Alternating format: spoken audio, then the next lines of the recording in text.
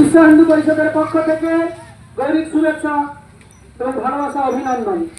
আপনারা হয়তো জানেন কালকের ঘটনা, গতকালের ঘটনা, ডায়মন্ড হারবারের মহেশতলাতে আর এই টুপি পরা জেহাদি মৌলবাদীর বাচ্চারা আমাদের হিন্দুদের যে দেবী তুলসী দেবী আর সেই তুলসী দেবীর মন্দির ভেঙে দিয়েছে আর তুলসী মঞ্চে তুলে লাঠি মেরে ভেঙেছে।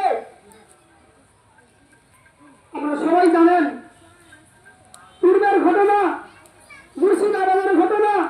সেই মুর্শিদাবাদের হিন্দুদেরকে বেছে বেছে তাদের ঘর বাড়ি লুট করা হয়েছে, মা বোনদেরকে শ্লীলতাহানি করা হয়েছে, এমনকি দুজন হিন্দুকে খুন করা হয়েছে।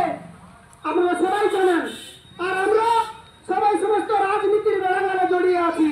কে বলছে আমি সিপিএম করি, কে বলছে আমি বিজেপি করি, কে বলছে আমি তৃণমূল করি, আর কে বলছে এত হরিজন, এত মহেশ্বর।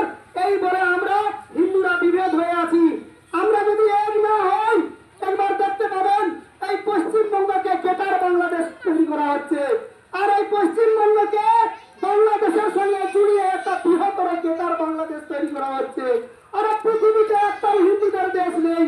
আর এই ভারতবর্ষ হচ্ছে ধর্মনিরপেক্ষ দেশ। এখানে সমস্ত দেশের মানুষ, সমস্ত ধর্মের মানুষ বসবাস করতে পারবে। আমরা এত হিন্দু থাকার সত্ত্বেও আমাদের একটাও হিন্দুদের দেশ নেই। আজকে আমরা কুড়িগ্রামের যাদব পত্রের খাল পরে যে সংলগ্ন যে মাঠ আছে, আর সেই মাঠে এই মথাবাড়ি থেকে শুরু করে মুর্শিদাবাদ, মুর্শিদাবাদ থেকে শুরু করে মহিষাতল নাকি বলে মহেশতলা, ডায়মন্ড হারবারের, আর আমরা যা সবাই জানি যে তমলুকের নীলতলা, এ সমস্ত জায়গায় হিন্দুদেরকে মারা হচ্ছে। এমনকি দোল পূর্ণিমার দিন রং খেলাকে কেন্দ্র করে জিহাদি মৌলবাদী টুপিধারী ব্যক্তিরা এসে আমাদের হিন্দুদেরকে মেরেছে, রক্তাক্ত করেছে। আর কতদিন আমরা হিন্দুরা সহ্য করবে? আমরা কি হিন্দুরা হয়ে গেছি নাকি?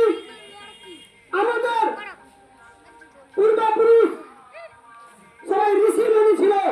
আমরা এখানে যতজন বসবাস করছি বা আছি, এখানে পদতন্ত্রী মানুষ যারা আছে, বাজারে